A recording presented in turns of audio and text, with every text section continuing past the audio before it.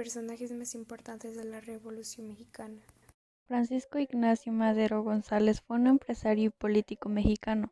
Su proclamación en contra del gobierno de Porfirio Díaz suele considerarse como el evento que inició la Revolución Mexicana de 1910. Su fecha de nacimiento es el 30 de octubre de 1873. Falleció el 22 de febrero de 1913 en la Ciudad de México.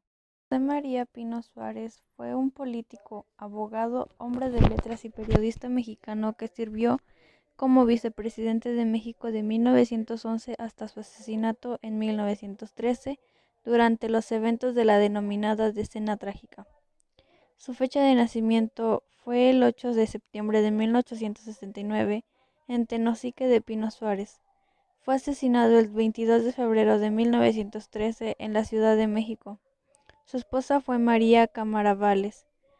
Sus hijos fueron Cordelia Pino Cámara, Emilio Pino Cámara, Alfredo Pino Cámara. Pascual Orozco Vázquez fue un general y líder revolucionario mexicano. En 1910, Orozco se levantó en armas en apoyo del Plan de San Luis de Francisco I. Madero. Tras el triunfo de la revolución, fue jefe de las tropas irregulares en el estado de Chihuahua. Su fecha de nacimiento fue el 28 de enero de 1882 en Guerrero.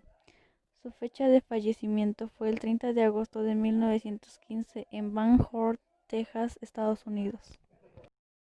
Emiliano Zapata Salazar, conocido como Emiliano Zapata, fue uno de los líderes militares y campesinos más importantes de la Revolución Mexicana y un símbolo de la resistencia campesina en México.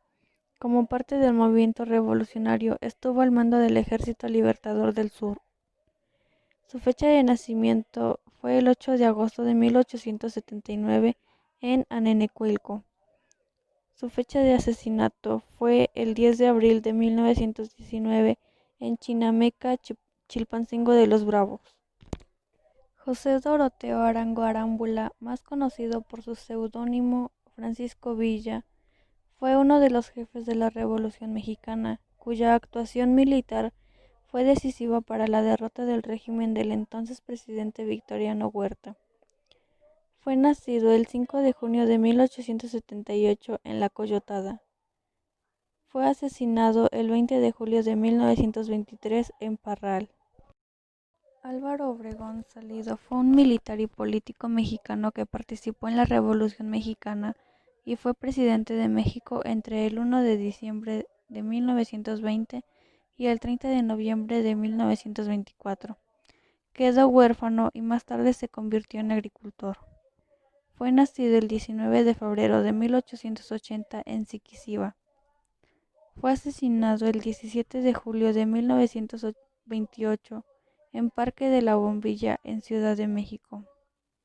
Plutarco Elías Calles, mejor conocido como un político y militar mexicano, presidente de los Estados Unidos mexicanos en el cuatrienio de 1924 a 1928, figura clave en la historia de México. En el apogeo de su carrera fue nominado como el jefe de la máxima revolución y falleció el 19 de octubre de 1945. Venustiano Carranza fue un político, militar y empresario mexicano que participó en la segunda etapa de la Revolución Mexicana como primer jefe del ejército constitucionalista tras el asesinato de Francisco I. Madero, derrocado al gobierno del general de Victorio Huerta. Nació el 29 de diciembre de 1859 y fue asesinado el 21 de mayo de 1920. José Victoriano Huerta fue un ingeniero y militar mexicano, presidente de México entre 1913 y 1914 como resultado de un golpe del Estado. Él nació el 22 de diciembre de 1850 y falleció el 13 de enero de 1916.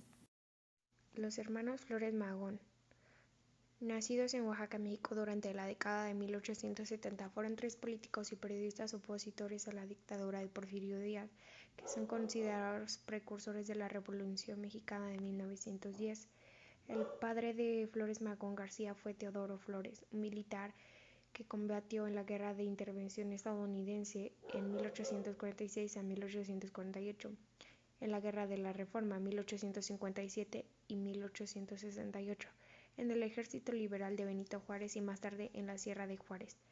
Se levantó en armas contra el imperio de Maximiliano en 1864 a 1867. También combatió en la batalla del 2 de abril al lado de Porfirio Díaz y su madre fue Margarita Magón.